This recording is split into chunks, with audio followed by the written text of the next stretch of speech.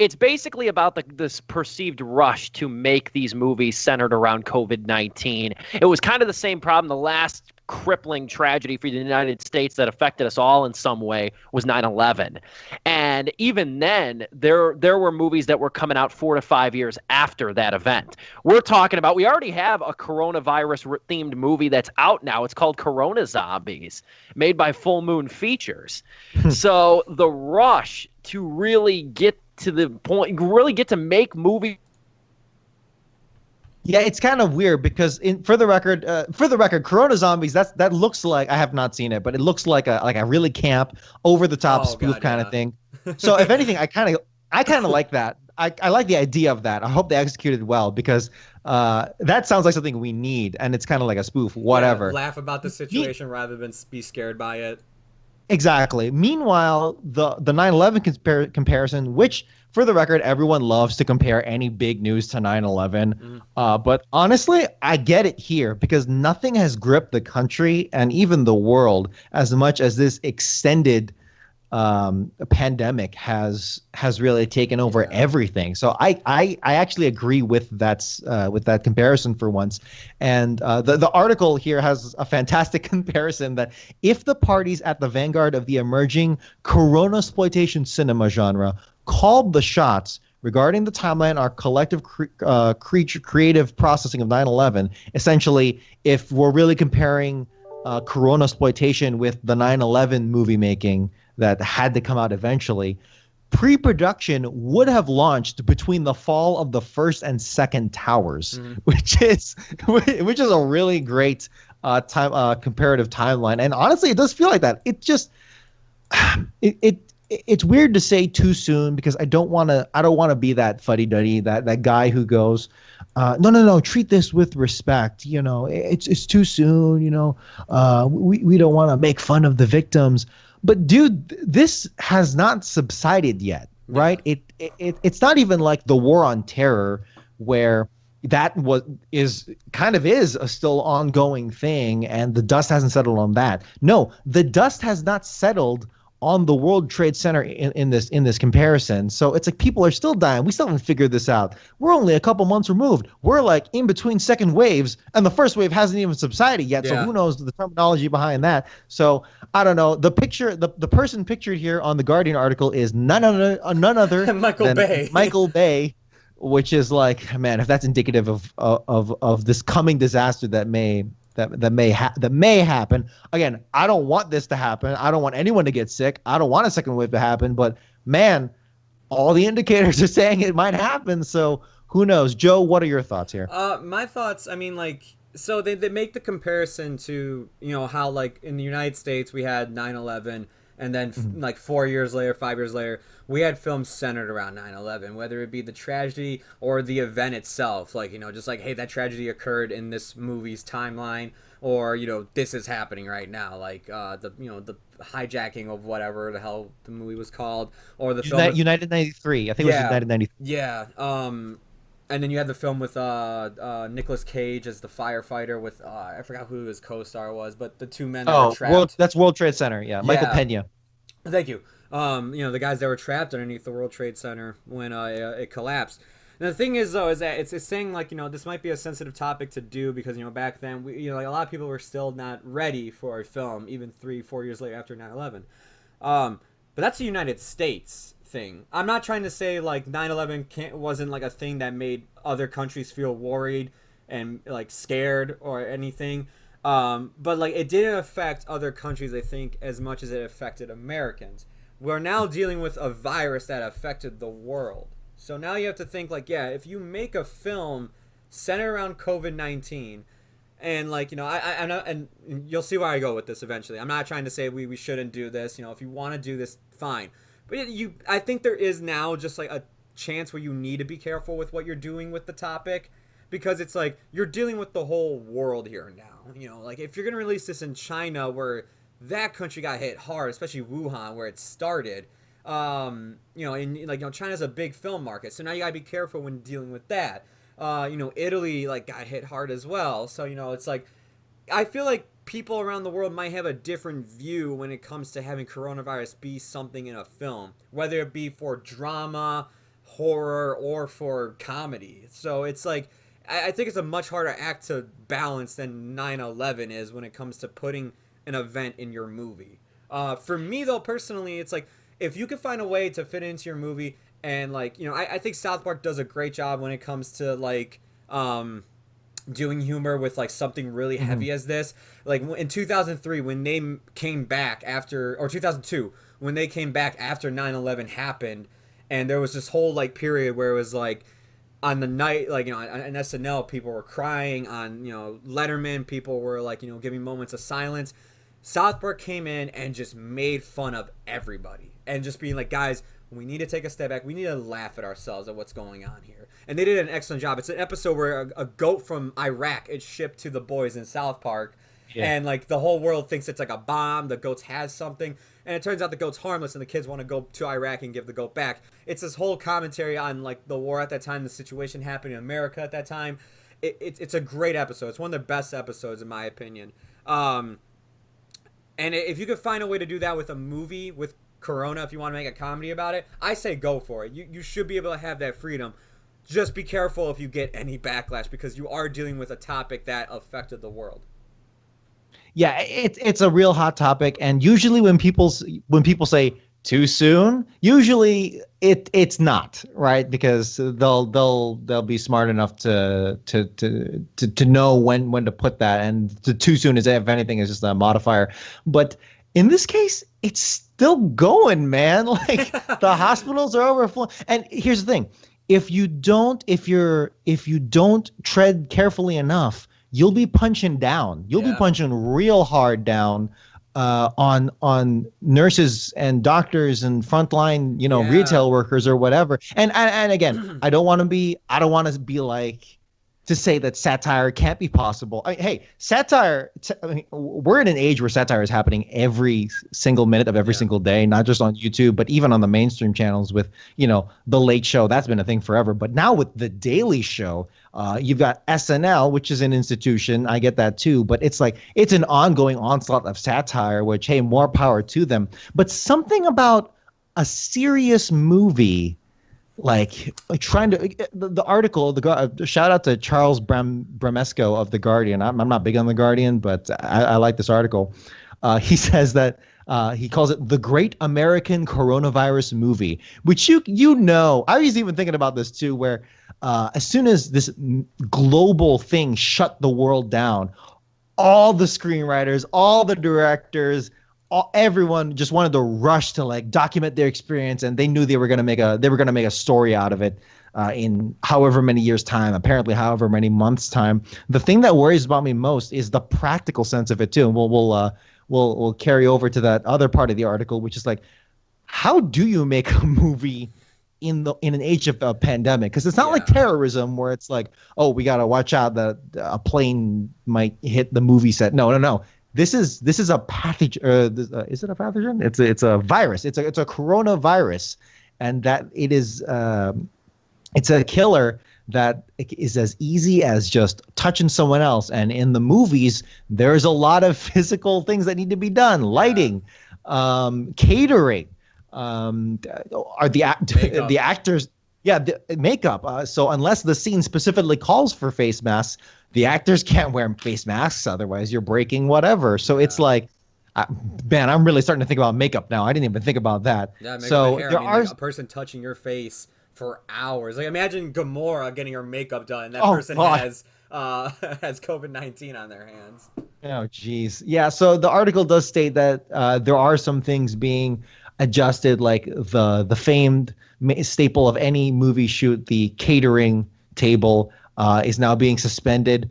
They have this interesting tactic here where all the participants in the movie making process will be housed in a single hotel, which is interesting. So it's kind of like, all right, everyone's in this together, do or die.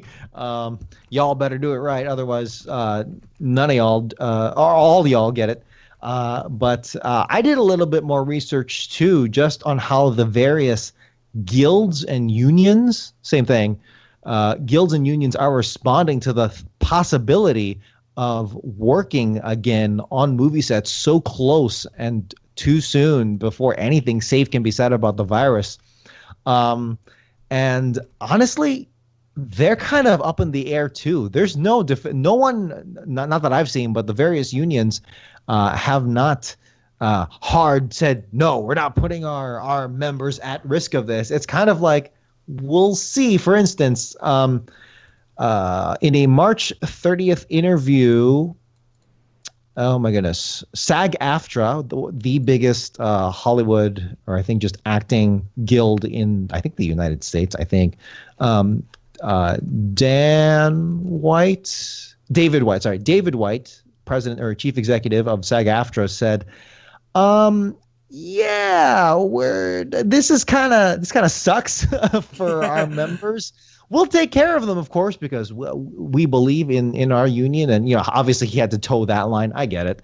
But he's like, yeah, this might go on for like 2 months, 3 months. And this was in March, mind you. And it's like, yeah, this is going to suck for a lot of like independent gig workers, essentially. So it's like, man, we're going to cover our union members, but as for that, we're not sure. The Directors Guild of America has a article of a very small couple paragraphs here. In these unprecedented times, your guild is working hard to ensure the employer's health and safety, blah, blah, blah.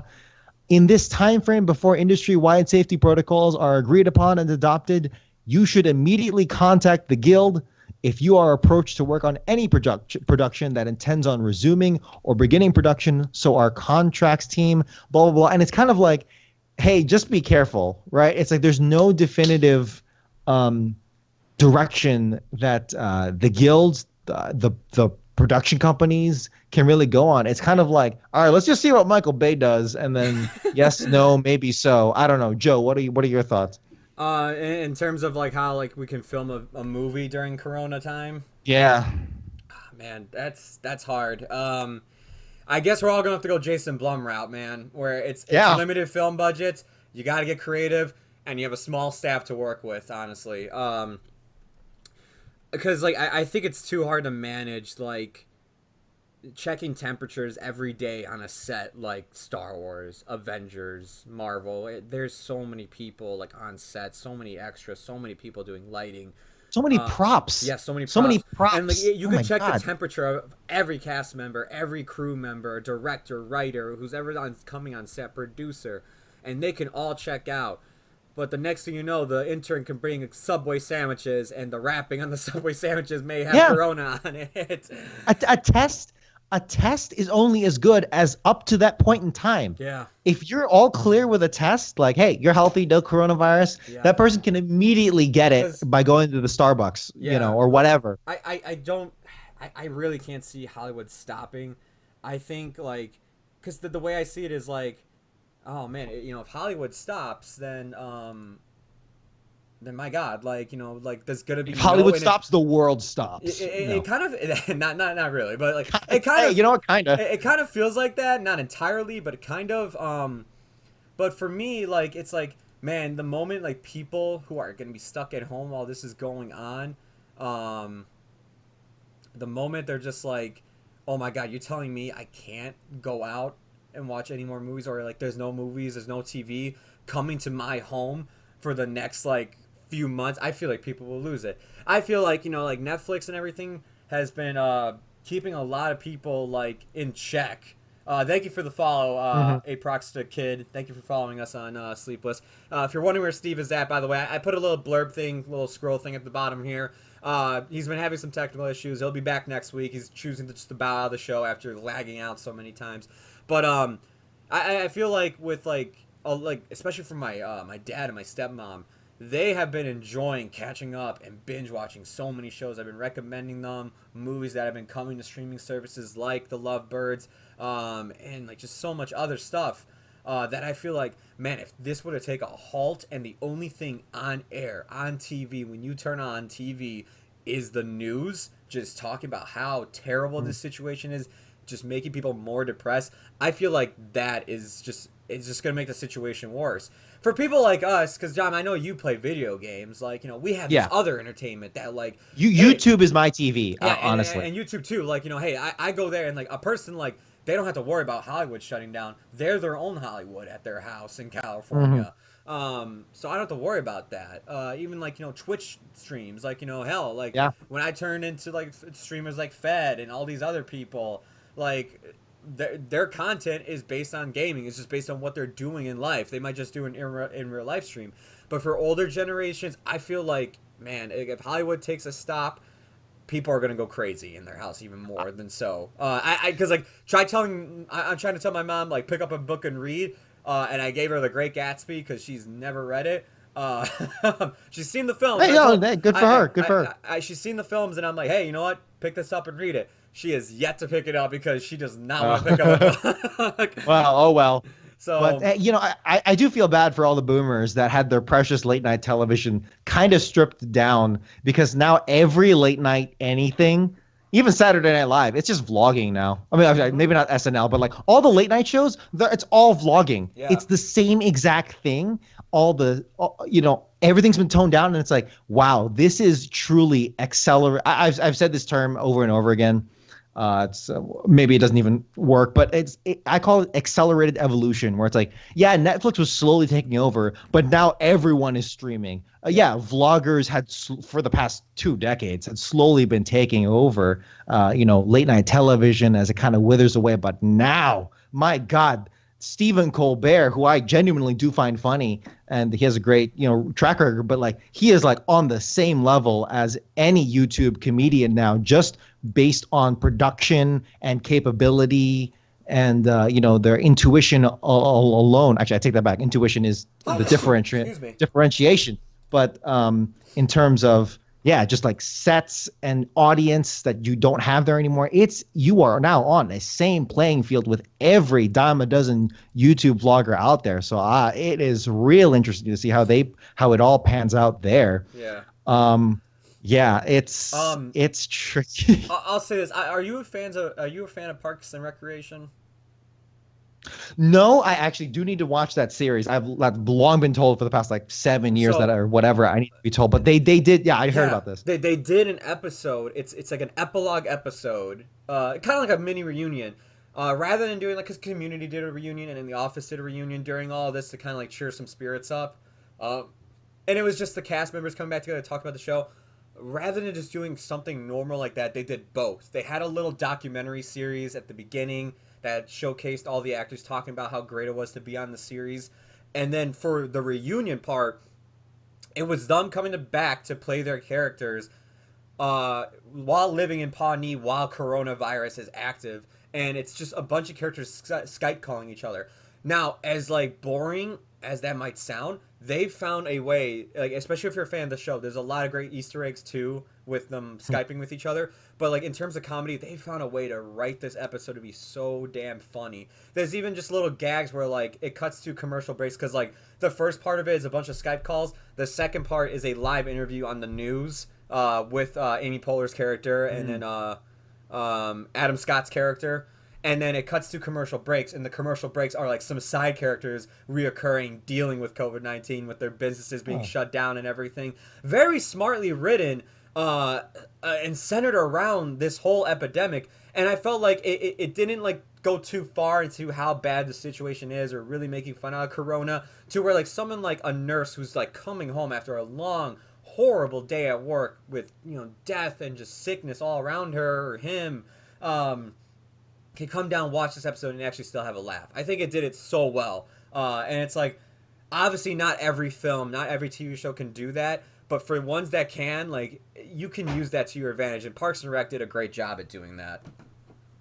Yeah, and it's also, I mean, first of all, that's just a testament to just good characters and good writing. No matter what setting you put them in, if you know how to handle these characters properly, then you can make good content, a good art, essentially. And I was also realizing the same thing, that, man, everything is just turning into Skype calls and Zoom meetings and Microsoft Team meetings, because SNL, if you've been watching Saturday Night Live. I did. I watched the recent episode where, it was all done through Skype and like Zoom. Crazy.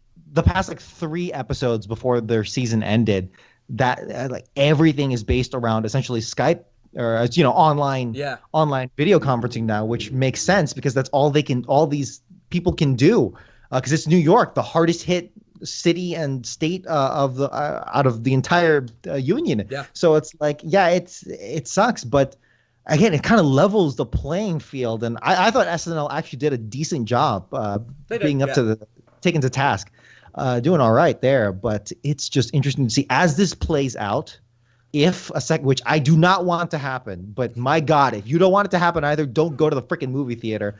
Which actually, that brings me to my final point, because I know we're at close here. But I will admit, this is producing movies, making movies is a different beast than going to the movies. Yeah. Which clear cut, we can say, if going to the movies, not a freaking good idea. In this age of uncertainty, second wave is on the precipice. It might be the cause of the second wave. Who knows? But making movies, producing movies, all the work for all these thousands of people that are employed through just making movies. If you hate Adam Sandler movies to a degree, certain Adam Sandler movies, but man, you can't lie. It freaking pays out for a lot of people. For all the lighting people, all the script writers, single script writer who just kind of watches what Adam Sandler does, but all the catering people, all the people associated, and it hurts. So it's a tricky situation to be in. Honestly, if we just had a more proactive government that maybe didn't concentrate wealth upwards and had come on, Dom, let's not get political here. And had good welfare to maybe take care of people, maybe we wouldn't be forced to choose between, staying at home and then not, starving as a result. But regardless, it's a real tricky situation, and I get that this is different than just going to the movies and whatever. Yeah. I don't know. No. I'll wrap up with my final thoughts on this too, because I think when it comes to making movies, TV, if they could find a way around it, do it. But you guys gotta play it super, super safe. You guys gotta be on your toes. I would even just tell cast members, you come to work and you have to make sure you eat before work, and you're getting dinner after work. We're not catering. We're not taking chads. Film in just small segments every day if you have to, because I really think this is an industry that can't hit pause. There's the entertainment industry, to me, like, especially with what's going on, people being locked in their homes, it's something people need at home. It's a necessity. Like, otherwise, I feel like we're just gonna have to deal with, like, coming to HBO Max, the David Ayer cut of Suicide Squad, coming to HBO Max, the Snyder cut of Man of Steel. Like, it's just gonna be like, are we just gonna get director's cuts coming to like things? Yeah, that's a good point. It's like, finally we're getting the Denis Villeneuve cut of Blade Runner, finally.